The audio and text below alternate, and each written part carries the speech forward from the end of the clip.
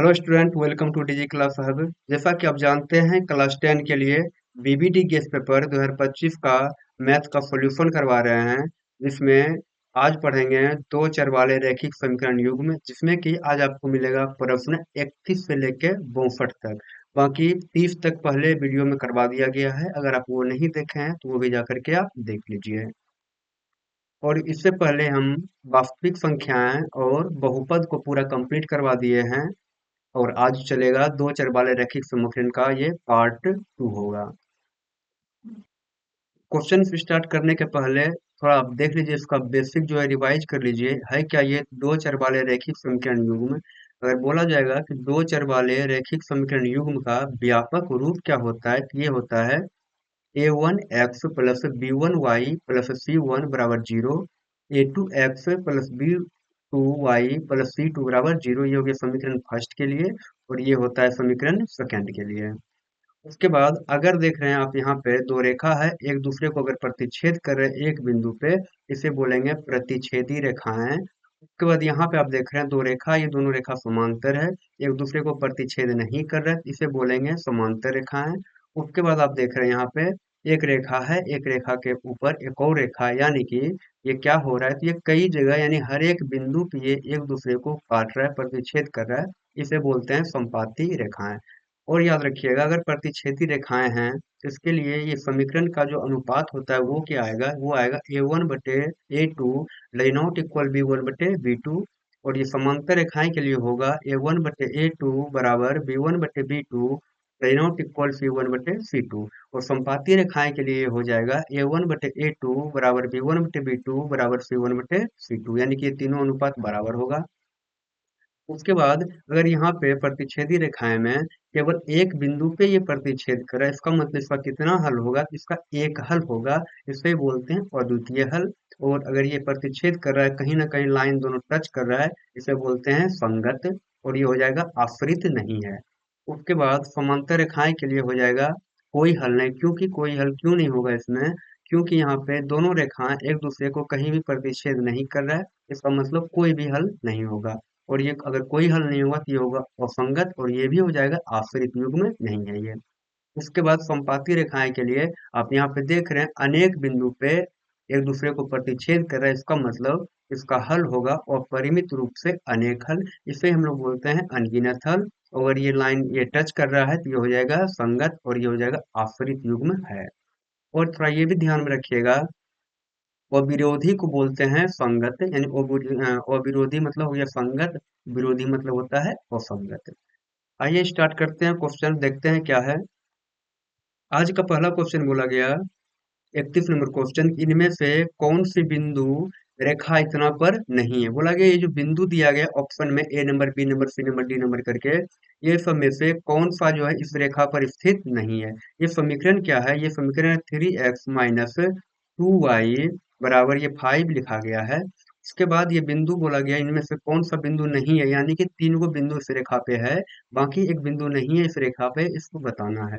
इसका सबसे ठीक ठाक मेथड है कि आप ऑप्शन को चेक कर लीजिए बैठा करके, है ना। ऑप्शन अगर चेक करिएगा तो ये जो ऑप्शन दिया गया है तो 2,1/2 दिया गया है, यानी कि पहला जो लिखा गया ये एक्स के लिए है, दूसरा का वाई के लिए। ये सभी ऑप्शन में होगा, यहाँ एक्स के लिए 3 है, वाई के लिए 2 है, एक्स के लिए 5, वाई के लिए भी 5 है, और यहाँ एक्स का मान 2 और वाई का मान 3 है। आप यहाँ पे बैठा करके देख लीजिए, अगर बराबर आएगा इसका मतलब यह रेखा या बिंदु जो है इतना ये समीकरण रेखा पर है। इसके बाद जो बराबर नहीं आएगा वो हमारा आंसर हो जाएगा। यानी आप बैठाइए, यहाँ पहला बैठाएंगे 2,1/2 को, तो एक्स का मान यहाँ पे है 2, माइनस हो गया 2 गुना वाई का मान यहाँ पे है 1/2 बराबर ये 5 लिख दीजिए। 2 और 2 ये कट गया, ये 3 दूना 6 और एक घटा देंगे तो ये आ गया 5 बराबर 5। यानी कि ये बराबर है, यानी कि यह संख्या बिंदु जो है ये इतना समीकरण पे है, यानी कि ऑप्शन ये गलत हो जाएगा। उसके बाद दूसरा ऑप्शन को बैठाइए, दूसरा बोला गया 3,2, यानी कि एक्स का मान हो जाएगा यहाँ पे 3, यानी 3 गुना यहाँ 3 हो गया, माइनस 2 गुना वाई होता है तो वाई का मान यहाँ पे 2 है, बराबर है 5। अब देखिए इसको हल करके 3 तिया ये 9 हो गया, माइनस 2 दूना 4 हो गया, बराबर 5 निकल करके आया। और ये 9 में से 4 घटाइएगा तो 5 हो जाएगा, बराबर 5 हो गया। यानी कि यह भी क्या है, यह बिंदु भी इतना संख्या रेखा पे यानी कि ये रेखा पे है। उसके बाद आप सी नंबर ऑप्शन को चेक करिए, तो y बराबर भी 5 दिया गया, x बराबर भी 5 दिया गया। यहाँ पे ये लिखेंगे 3 गुना 5 माइनस 2 गुना 5 बराबर ये 5 हो गया, और 5 से ये 15 होता है, माइनस 5 गुना ये 10 हो गया बराबर 5 आ गया। उसके बाद 5 में 15 में से 10 जाएगा, 5 बचेगा बराबर ये 5 हो गया, यानी कि ये दोनों भी क्या है, ये दोनों बराबर है। यानी कि यह भी क्या है, यह बिंदु जो है रेखा 3x माइनस 2y बराबर 5 पर है। एक लास्ट ऑप्शन बचा है, उसको चेक करके देखते हैं। ये क्या है, तो ये 3 हो गया, 3x है तो x की जगह 2 है यहाँ पे, माइनस 2 है गुना y की जगह यहाँ पे 3 है बराबर 5 हो गया, तो 3 दुना 6 हो गया, माइनस 3 दुना ये 6 हो गया बराबर 5 हो गया यहाँ। तो जीरो बराबर यहाँ पे 5 निकल करके आया, यानी कि ये बराबर नहीं आया। यानी कि ऑप्शन नंबर डी ये सही आंसर हो जाएगा कि यह जो है 2,3 3x माइनस 2y बराबर 5 पर नहीं है। अगला क्वेश्चन बोला गया कि रैखिक समीकरण युग में x प्लस 3y माइनस 4 बराबर 0 तथा 2x माइनस 5y माइनस 1 बराबर 0 है। ये क्या है, तो ये अविरोधी है या विरोधी है या आश्रित है या कोई नहीं होगा, है ना, इसके बारे में बताया गया है। तो आप पहले इसको चेक कर लीजिए। तो यहाँ पे a1 का मान क्या निकल करके आएगा, a1 का मान यहाँ पे कुछ नहीं तो 1 हो जाएगा, और b1 का मान निकल करके आएगा 3, और C1 का मान निकल करके आएगा माइनस का 4। उसके बाद दूसरा समीकरण में लिखेंगे कि A2 बराबर क्या है, तो यहाँ पे 2 है, B2 बराबर है माइनस का 5, उसके बाद C2 बराबर लिखा गया है माइनस का 1। अब आप A1 और A2 का अनुपात निकालिए, तो ये आएगा 1/2। उसके बाद आप B1/B2 यानी कि B1 B2 का अनुपात निकालेंगे, तो ये आएगा B1 है 3, B2 है माइनस का 5। उसके बाद आप देख रहे हैं कि A1 A2 अनुपात B1 B2 ये बराबर नहीं है, यानी कि ऐसा कंडीशन बन रहा है A1/A2 does not equal B1/B2। अगर ये डज नॉट इक्वल यहीं आ गया तो C1 C2 को हम चेक नहीं भी करेंगे तो कोई बात नहीं है। अगर ऐसा केस बनता है तो आप पढ़े होंगे, ऐसा अगर केस बन रहा है तो ये क्या होता है ना, तो ये हो जाएगा ये प्रतिच्छेदी रेखाएं वाला। ये जो प्रतिच्छेदी रेखा है ये इसका कहानी ये निकल करके आएगा। यानी कि हमको ऑप्शन दिया गया है अविरोधी, विरोधी होगा, आश्रित होगा या कोई नहीं होगा। अब थोड़ा सा देखिए पीछे, देखिए यहाँ पे आप देख पा रहे हैं कि अगर वो विरोधी है इसका मतलब ये संगत है, अगर विरोधी है तो ये असंगत होता है। अब आइए यहाँ पे देखते हैं ये क्या बोला गया। आप यहाँ देख सकते हैं जब ऐसा कंडीशन बनता है तो ये क्या होता है, ये होता है संगत। ये क्या होगा, संगत होगा, चाहे कि लाइन कहीं ना कहीं एक जगह टच कर रहा है, और संगत को बोलते हैं अविरोधी। यानी कि ऑप्शन नंबर ए इसका सही आंसर हो जाएगा, अविरोधी। अगला क्वेश्चन, अगला क्वेश्चन बोला गया कि समीकरण इतना दिया गया है और एक और समीकरण दिया गया, बोला कोई हल ना हो तो के का मान हमको निकालना है। यहाँ पे इसको पहले ठीक से लिख लेंगे हम। ये है के एक्स माइनस 5y, और ये 2 को इधर लेके आएंगे तो ये माइनस का 2 हो जाएगा बराबर 0। उसके बाद दूसरा समीकरण है 6x प्लस 2y है। उसके बाद 7 को इस बराबर किधर लेके आएंगे तो माइनस का 7 हो जाएगा बराबर 0 हो गया ये।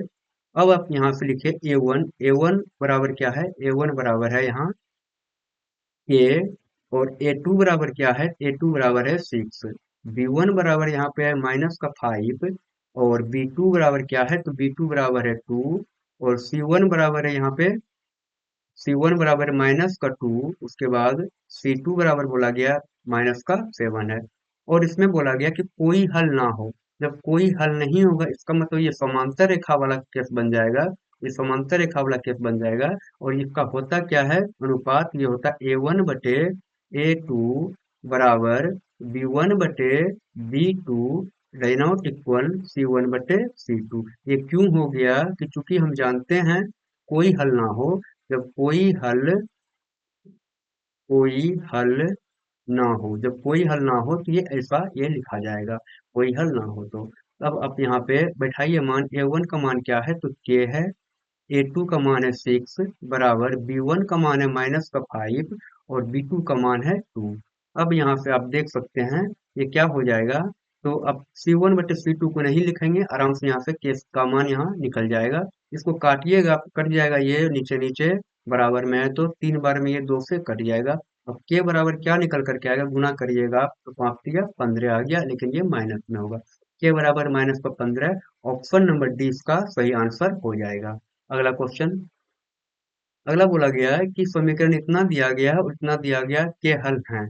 बोला गया समीकरण ये दे दिया गया है, बोला कि इसका हल क्या होगा, तो इसको आप चेक करना होगा। तो ये लिखेंगे a1 बराबर है 1 और a2 बराबर क्या हो जाएगा, a2 बराबर -3। अच्छा, b1 बराबर दिया गया है 2 और b2 बराबर दिया गया है -6। c1 बराबर दिया गया 5 और c2 बराबर दिया गया है 1। बोला गया इसका हल क्या होगा, तो आप अनुपात पहले निकालिए। a1/a2 का अनुपात निकल कर आएगा 1/-3। उसके बाद b1/b2 का अनुपात क्या निकल कर आएगा, तो ये 2/-6 है, काटिएगा तो ये 3 बार में कट जाएगा, यानी कि ये भी निकल कर आएगा 1/-3। इसके बाद c1/c2 का हल क्या होगा, अनुपात क्या होगा, तो ये 5/1 हो जाएगा। अब आपको दिख रहा है कि a1/a2 ये बराबर है b1/b2 का ये बराबर है, और ये बराबर नहीं है किसका, तो c1/c2 बराबर नहीं है c1/c2 का। अब आप ऐसा कहानी पढ़े होंगे, ये कब होता है, जब रेखाएं क्या हो, तो समांतर होगा, यानी कि इसका आंसर क्या हो जाएगा, तो समांतर रेखाएं होता है तो कोई भी हल नहीं होता, यानी ऑप्शन नंबर सी इसका सही आंसर हो जाएगा कि कोई भी हल नहीं है। अगला क्वेश्चन। बोला कि यदि दो चर में दो रैखिक समीकरण के हल अनंत हो तो उनके आलेख होंगे। बोला गया जब दो चर वाला रैखिक समीकरण है उसका हल क्या हो, अनंत हो। अनंत में क्या होगा, इसका आलेख क्या निकल कर आएगा, एक रेखा है उसी के ऊपर एक और रेखा आ जाएगा, यानी कि ये क्या होता है, ये होता है दो समपाती रेखाएं, यानी ऑप्शन नंबर सी इसका सही आंसर हो जाएगा, दो समपाती रेखाएं, क्योंकि बोला गया क्या कैसा हल हो, तो ये अनंत हल हो। अगला क्वेश्चन बोला गया है कि समीकरण इतना और इतना के अनगिनत हल होने के लिए के का मान क्या होगा, अनगिनत हल होने के लिए के का मान क्या होगा, यानी कि हमको के का मान निकालना है। तो लिख सकते हैं यहाँ x प्लस ये 2i है, 3 को इधर लेकर आइएगा तो -3 बराबर 0 हो जाएगा। उसके बाद ये है 5x प्लस के वाई है, और 15 देखिए बराबर का इधर इधर लेकर आएंगे तो ये -15 हो जाएगा बराबर 0। अब आप यहाँ से a1 a2 का मान लिख सकते हैं, a1 है 1 और a2 यहाँ पे निकल करके आएगा क्या, तो 5 निकल करके आएगा। और ये b1 का मान क्या आएगा, b1 आएगा 2 और b2 की जगह यहाँ पे लिखा गया है k, तो k लिख दिए।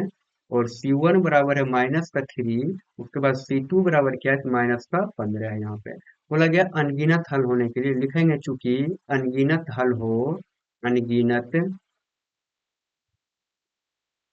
अनगिनत हल हो। जब अनगिनत हल होता है तो ये तीनों क्या होगा, बराबर होगा। a1/a2 बराबर हो जाएगा b1/b2 बराबर c1/c2। अब आप मान बैठा दीजिए, a1 का मान 1 है, a2 का मान है 5 बराबर हो जाएगा, b1 का मान 2 है और b2 का मान यहाँ पे k है, बराबर हो जाएगा C1 का मान यहाँ 3 है और C2 का मान -15 है। हमको K का मान निकालना है, तो अगर इसको नहीं भी लिखेंगे तो केवल ये दोनों का तुलना कर दीजिए, तो ये आंसर निकल करके आ जाएगा। यानी कि 1/5 बराबर 2/K यहाँ पे लिखा गया है, कोना कोनी गुना कर देंगे तो K बराबर हो जाएगा 5 दूना 10, K बराबर 5 दूना 10, यानी K का मान क्या हो गया, ऑप्शन नंबर बी सही आंसर 10 हो जाएगा। अगला क्वेश्चन बोला गया 0.3x माइनस 0.37 बराबर 0.37x माइनस 0.3, तो x का मान बोला, x का मान क्या होगा, तो आप लिख लीजिए इसको, ये बोला 0.3x माइनस 0.37 बराबर 0.37x माइनस 0.3। ये बोला गया तो x वाले को इधर लेके आइए, ये पहले से 0.3x इधर इसको इधर लेके आएंगे तो ये माइनस हो जाएगा 0.37x बराबर हो जाएगा, पहले से लिखा है यहाँ पे माइनस का 0.3, और ये देखिए ये माइनस में है, इधर आएगा तो प्लस का बन जाएगा ये, तो 0.37। अब आप देखिए ये है 0.3 और यह है 0.37, अगर घटाइएगा तो ये निकल के आएगा माइनस का 0.07x बराबर ये हो जाएगा प्लस का 7 यानी 0.07 प्लस का हो गया 0.07। एक्स का मान अगर निकालिएगा तो ये ऊपर चला जाएगा, 0.07 ऊपर चला गया, ये नीचे आएगा माइनस का 0.07। अगर देखिएगा तो ये दोनों कट जाएगा, लेकिन एक बार में कट जाएगा, यहाँ माइनस लगा यानी कि एक्स का मान निकल करके आएगा माइनस का 1। ऑप्शन नंबर ए इसका सही आंसर हो जाएगा।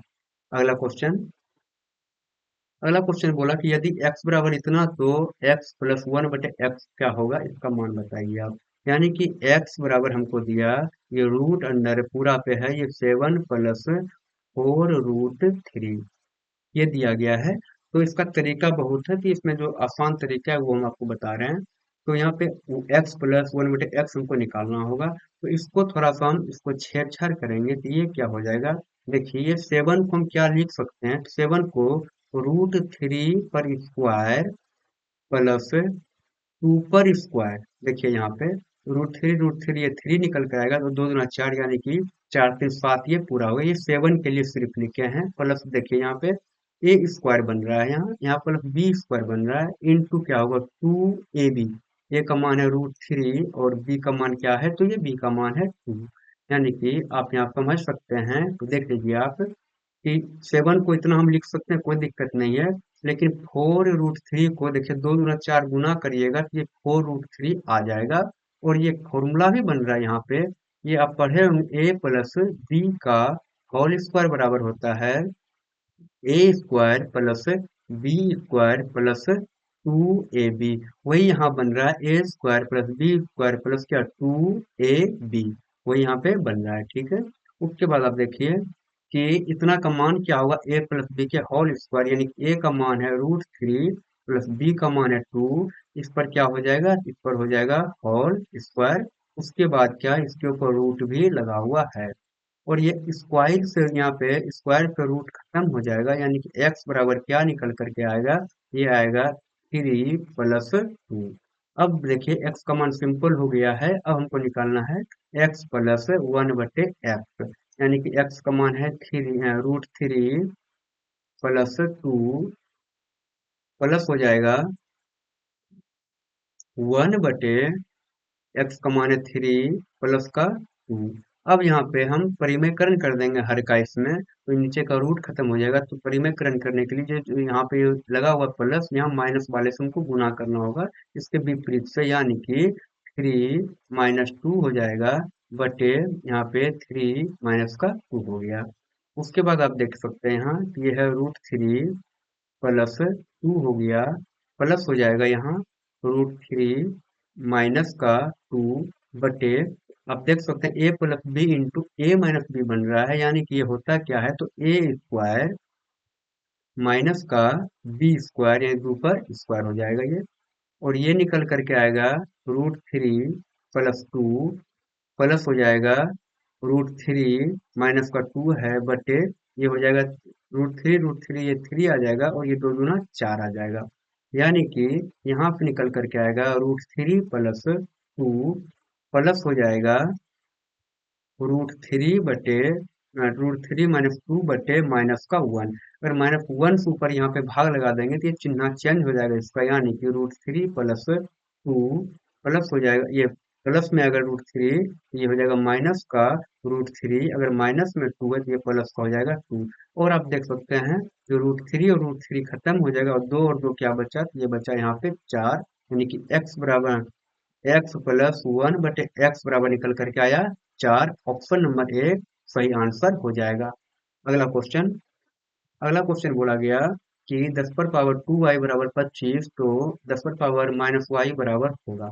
यानी कि यहाँ पे दे दिया गया 10 पर पावर 2y बराबर बोला कि 25 है, तो हमको निकालना है 10 पर पावर -y।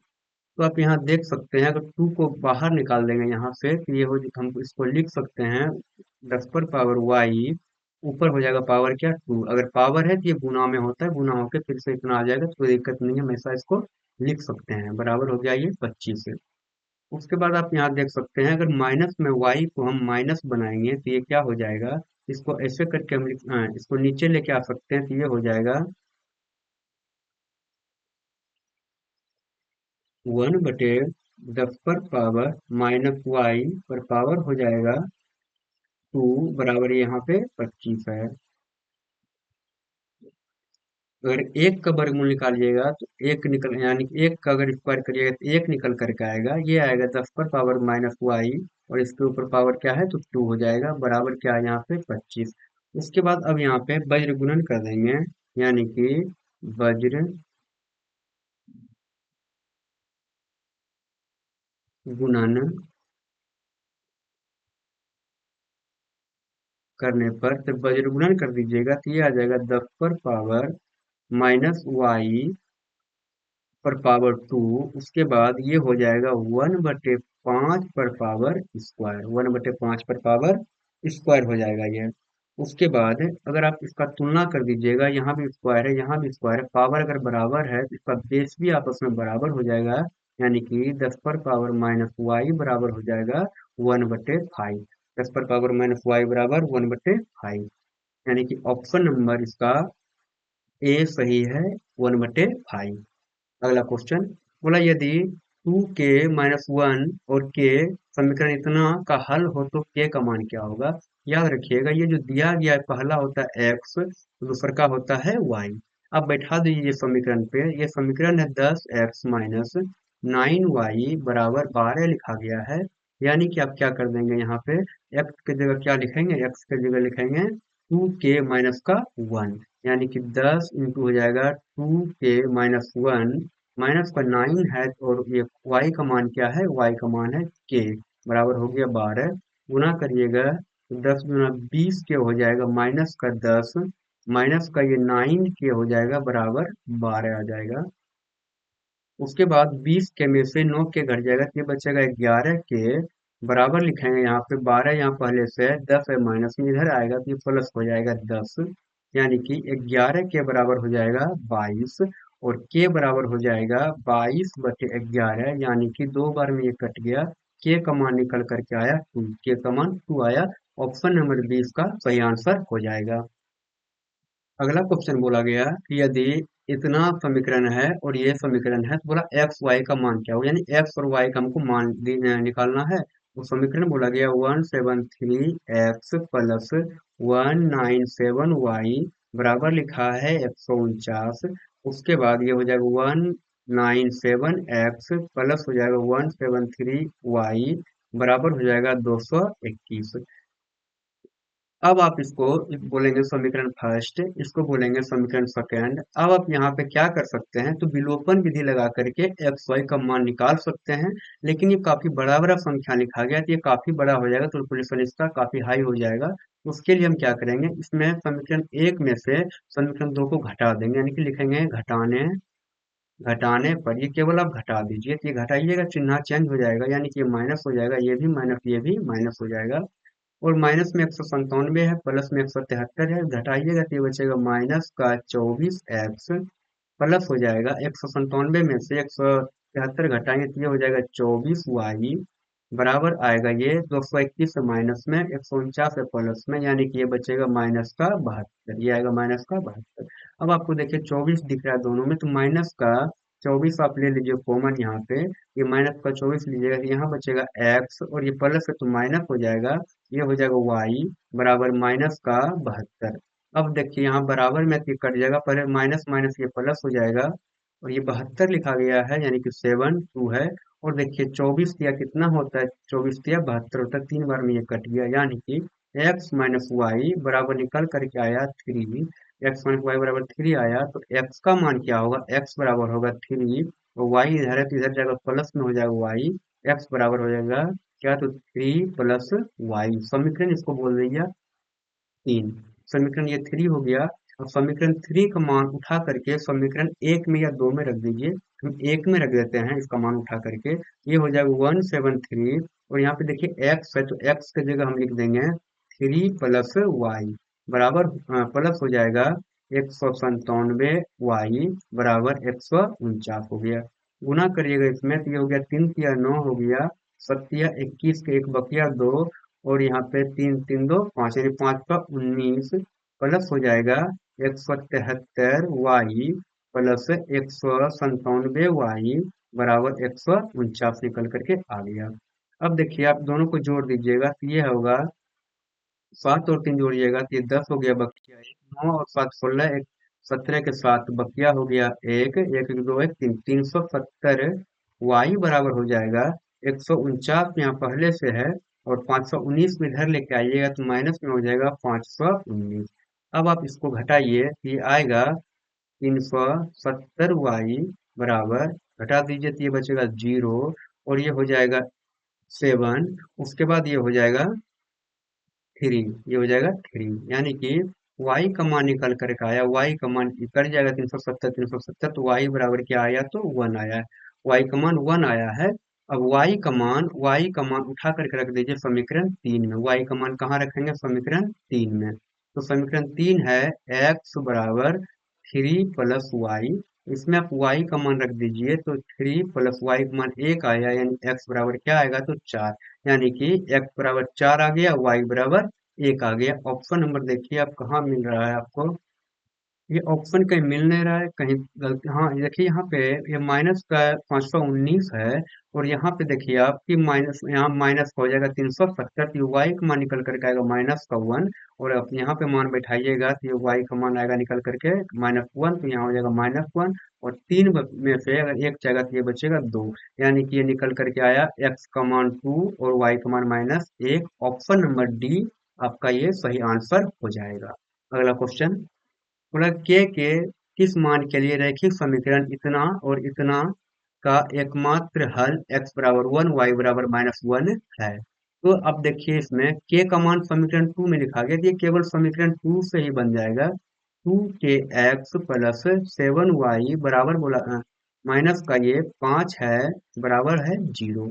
अब यहाँ पे x का मान बैठा दीजिए, y का मान बैठा दीजिए, यानी 2k इंटू एक्स का मान क्या है, तो 1 है, प्लस 7 इंटू वाई का मान माइनस का 1 है, माइनस का 5 बराबर 0 हो गया, और यहाँ निकल कर आया 2 के, और प्लस माइनस के माइनस का 7 हो जाएगा, -5 बराबर 0 हो गया, और 2 के माइनस का 7 5 ये 12 हो गया बराबर 0, और 2 के बराबर हो जाएगा 12 को इधर लेके आएंगे तो ये 12 प्लस में आ जाएगा, और के का मान हो जाएगा 12/2, यानी कि ये 6, यानी कि के बराबर क्या निकल का है, 6।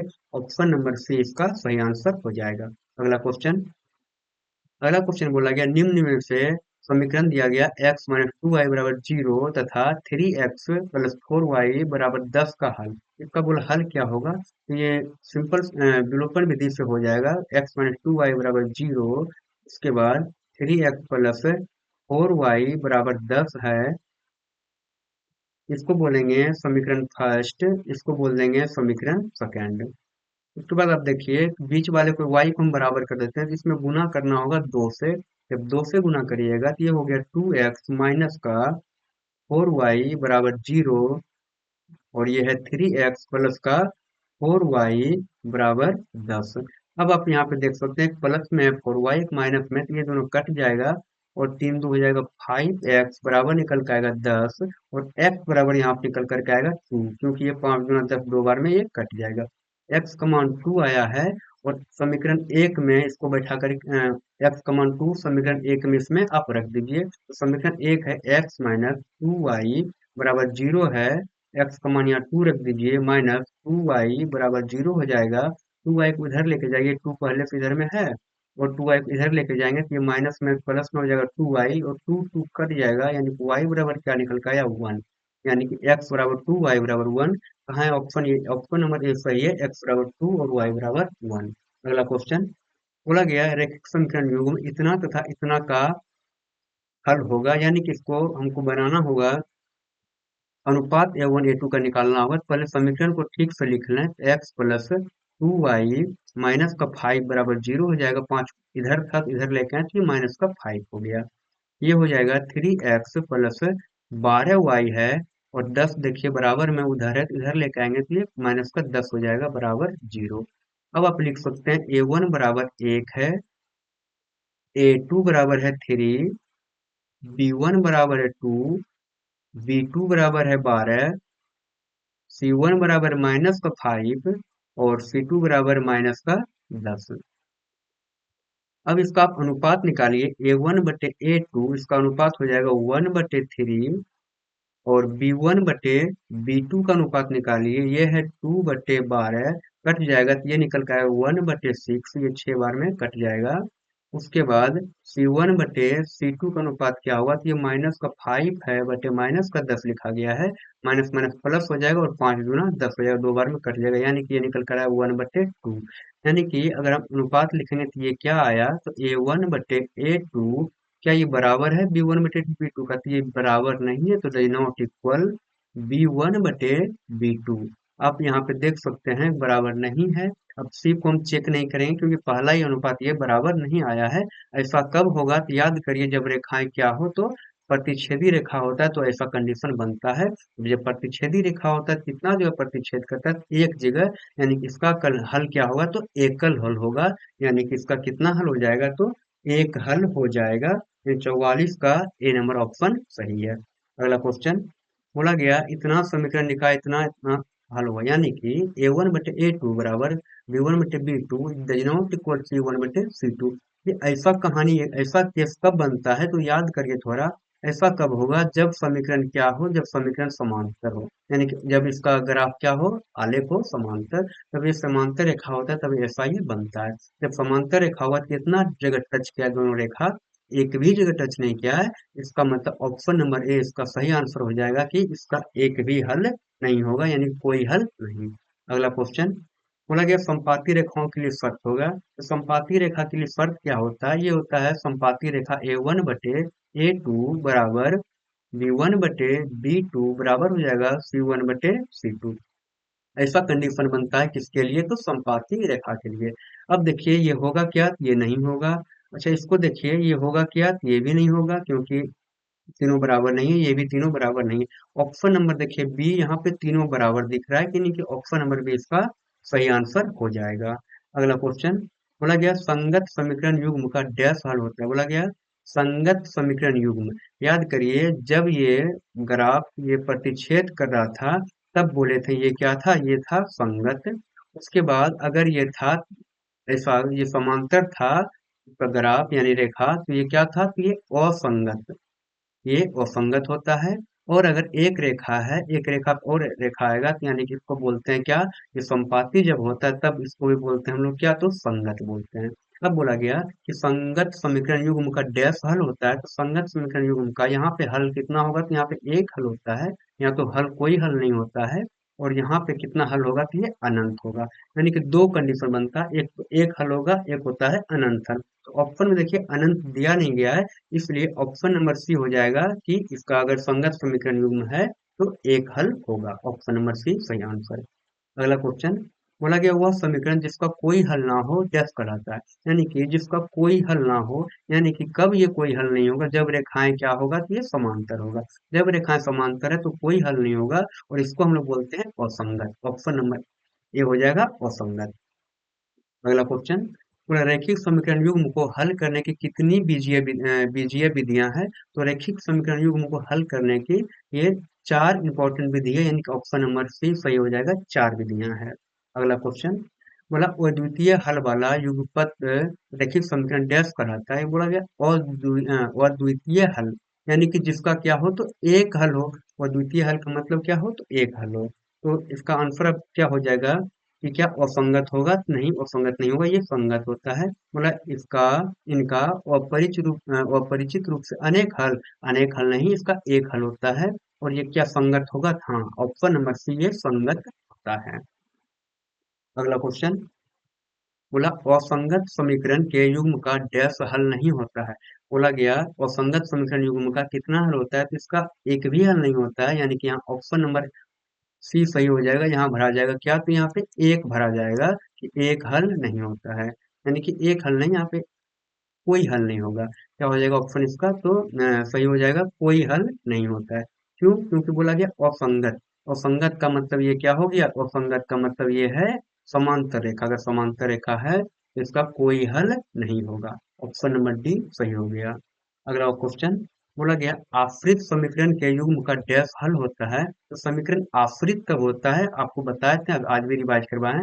आश्रित कब होगा? ये आश्रित होता है जब ये वाला केस, एक रेखा है, एक रेखा के ऊपर एक और रेखा बनेगा, तब इसको बोलते हैं आश्रित। तब क्या बोलते हैं इसको? इसको बोलेंगे आश्रित। बोला गया तो आश्रित समीकरण के युग्म का डैश हल होता है, तो इसका कितना हल होगा? इसका हल होता है अनेक। ऑप्शन नंबर बी सही आंसर हो जाएगा, अनेक। अगला क्वेश्चन, बोला युगपत समीकरण इतना और इतना तो निकाय हैं, यानी कि अब इसको चेक करके बताना होगा कि इसका क्या कहानी बन रहा है। अब पहले समीकरण लिखे ठीक ठाक से, तो 2x प्लस 3y बराबर में 5 है, इधर लेके आएंगे तो माइनस का 5 हो जाएगा, बराबर 0 हो गया। और ये हो गया 4x प्लस का 6y बराबर माइनस का ये 9 बराबर 0। अब आप लिख सकते हैं a1 बराबर क्या है, तो 2 है, और a2 बराबर क्या है, a2 बराबर यहाँ पे है 4, और b1 बराबर है 3, b2 बराबर क्या है, तो b2 बराबर 6 है, c1 बराबर माइनस का 5, और c2 बराबर क्या है, माइनस का 9। अब इसका अनुपात निकालिए आप, तो a1 बटे a2 क्या निकल करके आएगा, तो 2 बटे 4, यानी कि कट जाएगा तो 1 बटे 2 निकलाइए। और निकालिए b1 बटे b2, ये क्या हो जाएगा, ये होगा 3 बटे 6, अगर ये 3 से कट जाएगा, दो बार में 6, तो ये हो जाएगा 1 बटे 2।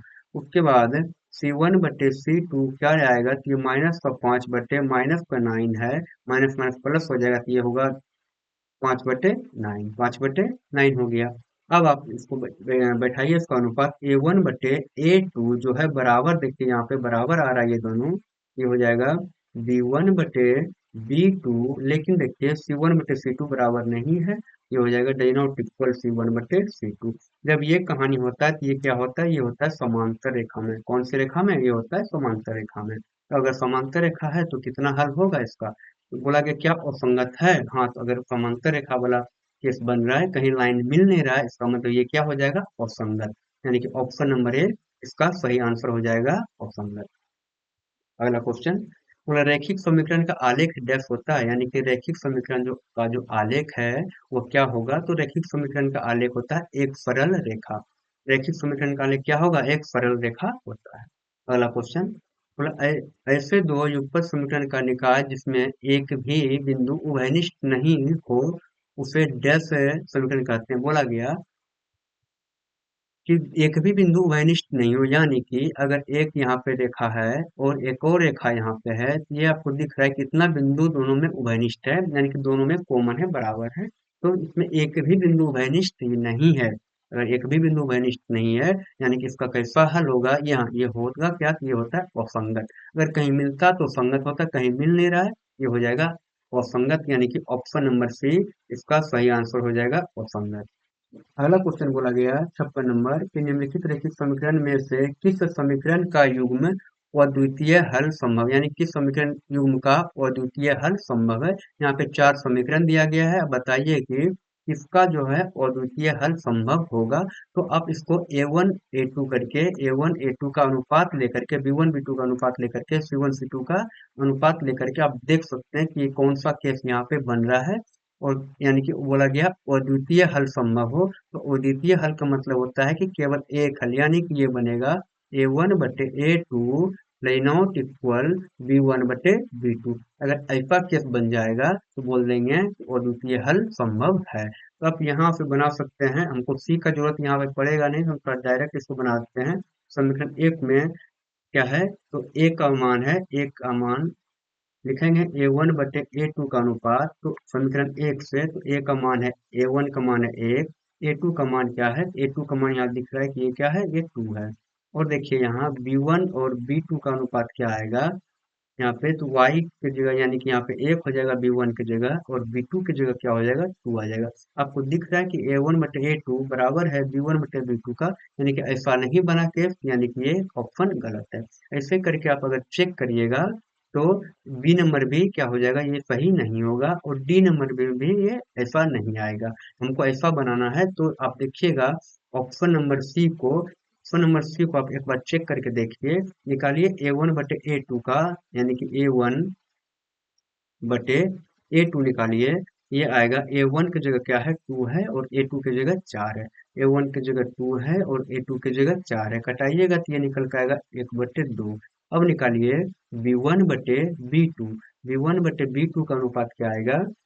तो v1 की जगह है 1 और b2 की जगह क्या है? तो माइनस का 2। अब आपको दिख रहा है कि क्या ये दोनों a1/a2 और b1/b2 बराबर है आपस में? नहीं, ये है 1/2, ये है -1/2, बराबर नहीं है, यानी कि ऐसा केस बन जाएगा, यानी कि ऑप्शन नंबर सी इसका सही आंसर हो जाएगा। अगला क्वेश्चन, जब दो रेखाएं संपाती होती है तब इन युग्मों के हल होते हैं। जब दो रेखा संपाती हो जाएगा, संपाती कब बोलेंगे? जब एक रेखा के ऊपर ही एक और रेखा आएगा, इसको बोलते हैं संपाती। और जब संपाती होता है इसका कितना हल होगा? इसका अनेक हल होता है, यानी कि इसका अनंत हल होता है। ऑप्शन नंबर ए सही आंसर हो जाएगा। अगला क्वेश्चन बोला गया कि समीकरण इतना है कोई हल नहीं होगा जब के का मान बोला निकालने के लिए, और कोई हल नहीं होगा। तो एक बार लिखिए इसका समीकरण क्या है? दिया है के एक्स माइनस वाई, टू को इधर लेके आएंगे तो ये -का 2 हो जाएगा बराबर 0। और ये है 6x -का 2y, और 3 बराबर किधर है? तो इधर लेके आएंगे तो -का 3 हो जाएगा बराबर 0।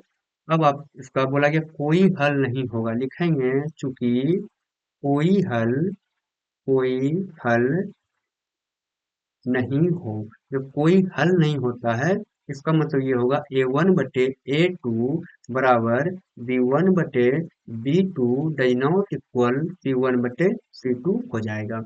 अब आप लिखिए a1/a2, a1 की जगह k है, a2 की जगह 6 है, लिखिए k/6 बराबर b1 की जगह क्या है? तो -का 1 है, और b2 की जगह -का 2 है, यानी कि -का 1/-2।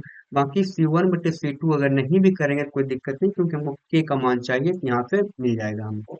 तो यहाँ क्या माइनस माइनस ये प्लस हो जाएगा, और ये 2 से देखिए बराबर में है, तो नीचे नीचे का ऊपर ऊपर का करता है, तो ये 3 बार में कट जाएगा। तो के का मान निकल करके आएगा 3, के का मान 3। ऑप्शन नंबर सी ये सही आंसर हो जाएगा, के बराबर 3। अगला क्वेश्चन बोला, यदि x प्लस वाई बराबर 7 एवं 5x प्लस 12y बराबर 7, तो के का मान x का मान बोला गया, x का मान निकालिए। तो आराम से यहाँ पे विलोपन विधि लगा करके आप यहाँ पे मान निकाल सकते हैं। ये हो गया 5x प्लस 12y बराबर 7 हो गया। उसके बाद इसको बोलेंगे समीकरण फर्स्ट, और ये हो गया समीकरण सेकंड। तो बराबर करना है, जिसको 5 से गुना कर दीजिए तो x बराबर हो जाएगा। 5 से गुना करिएगा, ये हो जाएगा 5x प्लस 5y बराबर 35। बट ये हो जाएगा समीकरण 2, 5x प्लस 12y बराबर 7। अगर यहाँ पे हम देखेंगे चिन्ह बराबर तो लिखेंगे घटाने पर, जब घटाने पर लिखेंगे तो ये हो जाएगा माइनस, ये प्लस है तो माइनस, ये प्लस है तो माइनस। एक प्लस में एक माइनस में, तो एगो कट गया यहाँ। ये माइनस में 12y है, और प्लस में 5y है, तो ये बचेगा 7 5 12 होता है, यानी कि माइनस में 7y बराबर हो जाएगा 28। और y का मान निकल करके आएगा 7 चौक 28, यानी -का 4। y का मान निकल करके आया -का 4। हमको निकालना है x का मान।